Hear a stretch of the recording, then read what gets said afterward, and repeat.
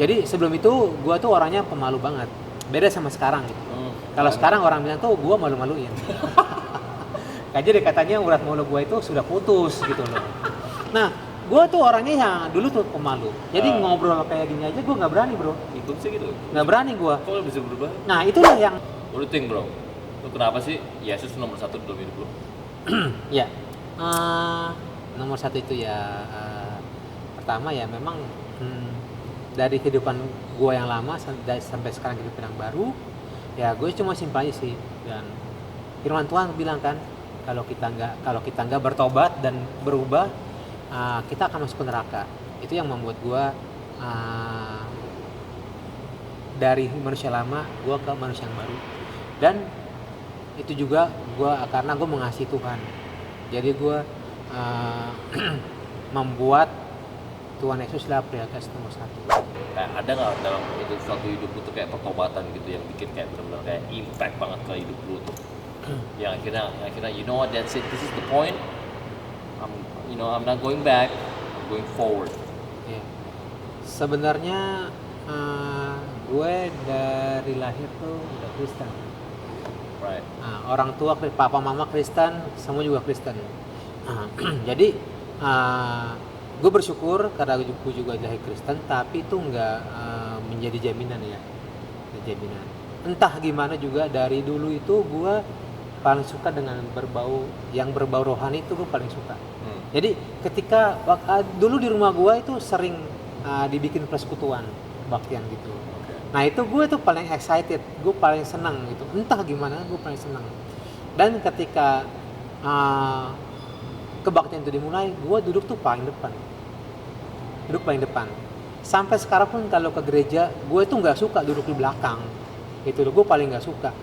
Gue paling selalu ada di depan, dan itu baris kedua atau baris ketiga. Ya selalu sih baris kedua ya. Dan itulah yang membuat gue baik lagi ke waktu gue masih kecil itu. Jadi gue tuh selalu excited ketika yang berbau rohani. Tapi itu maksudnya nggak yang jaminan lu bakal masuk surga gitu loh. Dan seiring dengan berjalannya waktu, gue tambah gede, dan gue terlibat dalam suatu komunitas, yaitu waktu gue youth. Itu yang di youth itulah gue yang lahir baru. Gue lahir baru di youth, dan gue mulai ikut pemuritan. Gue ikut pemuritan, lalu gue terlibat dalam jadi waktu di youth itu, kalau lu pengen terlibat pelayanan, lu harus ikut pemuritan dulu. Lu harus ikut pemuritan. Tanpa pemuritan, lu nggak bakal bisa ikut pelayanan. Dan akhirnya gue singkat cerita, gue terlibat, gue masuk pelayanan. Dan waktu itu gue belum lahir baru ya. Gue terlibat dalam pemuritan. Nah, suatu ketika dalam pemuritan itu ada jadi ketika kakak pembina atau kakak rohani waktu itu mengajarkan tentang lahir baru gitu kan. Jadi dari berubah dari hidup yang lama ke hidup yang baru. Dan itu di situ tuh gue sempat berpikir, masa muda gue nggak mau melakukan hal yang sia-sia gitu. Gue nggak mau melakukan hal yang sia-sia. Jadi kayak di Amsal bilang kan, nikmatilah masa mudamu ya. Gue lupa di ayat mana gitu. Tapi bunyinya tuh kayak gini. Nikmatilah masa mudamu. Apalagi ya, gue lupa ya. Jadi pokoknya tuh ada kayak nikmatilah masa muda. Gue juga lupa. Nikmatilah masa. Baca dulu kali. Pokoknya bilang nikmatilah masa mudamu. Aduh, gue benar-benar lupa, sorry banget. Pokoknya intinya tuh kayak lu nikmati masa muda, tapi jangan sampai kayak lepas kontrol gitu. Nah jadi di situ yang menjadi titik poin gue harus berubah gitu loh, gue harus berubah. Nah akhirnya gue lahir baru di situ, di youth. Terus gue terlibat dalam pelayanan. Waktu itu pelayanan gue pertama di situ adalah di creative ministry. Apa? Creative ministry. Oh, gue kreatif kan. Jadi itu kayak bikin drama-drama parodi gitu. Nah, itu yang di situ juga mengubahkan kehidupan gue. Jadi sebelum itu gue tuh orangnya pemalu banget. beda sama sekarang gitu. Kalau sekarang orang bilang tuh gue malu-maluin. Jadi katanya urat mulut gue itu sudah putus gitu loh. Nah, gue tuh orangnya yang dulu tuh pemalu. Jadi ngobrol kayak gini aja gue nggak berani bro. Itu sih gitu. Nggak berani gue. Kok bisa berubah? Nah itulah yang jadi di pelayanan ini gue berubah. Nah terus gue kalau ngomong sama orang gue nggak berani tatap face-nya. Gue nggak berani. Gue pasti ke bawah. Terus gue sambil apalagi sama lawan jenis sama cewek. Itu gue kayak bisa mainin baju gitu loh. Sampai baju dikuel-kuel kayak gitu. Itu gue sangat, pokoknya sangat ya namanya waktu masih muda gitu ya. Nah jadi singkat cerita tuh gue bener-bener ngomong di depan publik kayak begini aja gue boro-boro, gue nggak bakal bisa nih. Nah jadi gue terlibat di parodi itulah yang mengubah gue. Tuhan ubahkan kehidupan gue melalui parodi itu di Creative Ministry itu.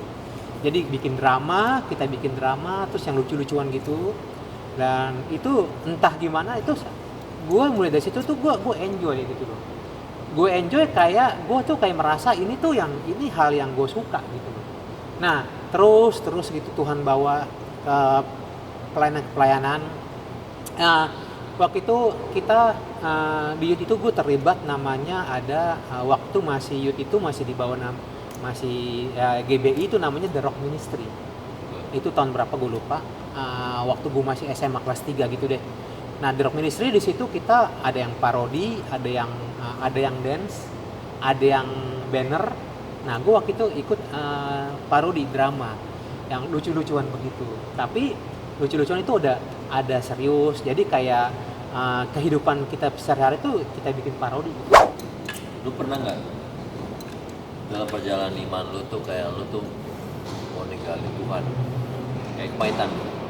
Ninggalin Tuhan sih enggak, cuman kepahitan tuh pasti ada. Ya namanya. Atau kalau pernah nggak lu kayak ngerasa kecewa sama umat percaya? Oh pernah, dan itu pernah. Ya kayak ya. Tapi lu tetap terus ya? Sempat down waktu itu. Ya namanya kita masih injak bumi kan. Kita masih injak bumi dan itu setan dong. Makanya kita masih injak bumi dan itu pasti masalah tetap ada, apalagi sama teman sepelayanan. Jadi waktu itu gue sempat dikecewakan sama teman pelayanan dan itu sempat bikin down kira-kira semingguan dah. Gue nggak mau ke gereja dan gua nggak mau ikut lagi terlibat yang namanya kayak persekutuan gitu. Padahal kan firman Tuhan bilang janganlah engkau meninggalkan persekutuan ibadahmu ya kan. Nah karena gua udah kecewa gitu, gue udah males lah gitulah. Tapi nggak lama itu Tuhan langsung ngomong sama gua. Maksudnya Tuhan itu bilang sama gua, kasih tahu kalau manusia itu memang selalu mengecewakan kita. Itu tuh manusia selalu mengecewakan kita. Maksudnya lu mau kemanapun, lu pasti akan menemukan manusia-manusia yang menjengkelkan, manusia yang bikin kita sakit hati, pahit hati. Cuman Tuhan bilang cuma gua, Tuhan bilang gua nggak pernah meninggalkan lu, gua nggak pernah mengecewakan lu.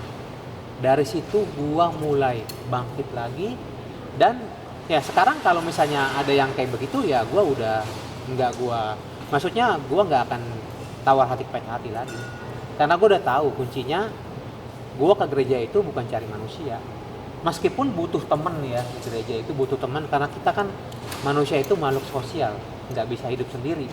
Dan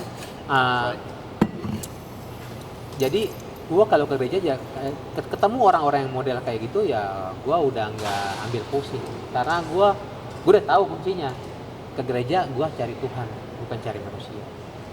Dan itu yang membuat gue bertahan sampai sekarang, dan melalui banyak kisah sih ya, seperti kayak pahlawan iman yang jatuh, yang misalnya pendeta gitu jatuh dalam dosa, Tuhan langsung bilang Tuhan langsung bilang dan dia mengatakan mau sehebat apapun orang itu, mau sehebat apapun orang itu dalam pelayanan, toh dia akan jatuh juga. Jadi yang hebatnya itu cuma Tuhan gitu loh. Ngerti maksud gue? Jadi ketika ada orang yang jatuh dalam dosa gitu, orang banyak yang menghakimi ya. Gue cuma bilang Tuhan, yang hebat itu cuma Engkau, yang layak menerima pujian itu cuma Engkau. Semua manusia akan jatuh ke dalam dosa. That's right. I think that's the message for today. That's the whole point.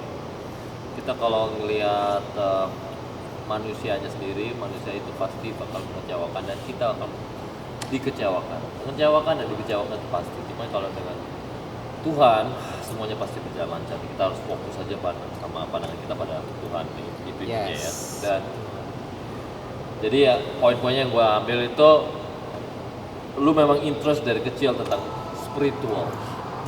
Dari situ lu terus clinging to God, clinging to community supaya lu bisa iman lu ditumbuhkan dan walaupun lu mengalami kekecewaan, lu cepat sekali bangkit. Jadi soalnya lu tuh jatuh tapi nggak mati gitu ya. Dan dari situ lu mempercayakan lagi, lebih fokus lagi ke Tuhan itu sendiri. That's it, that's the whole thing kan. Yes. So yeah, I think that's a wrap. Ya udah itu aja. Sekarang ini kita udah mau pulang. Oke. Malam 9:30. So, kita ketemu lagi deh. Thank you bro ya. Oke bro. Sedap. Siap.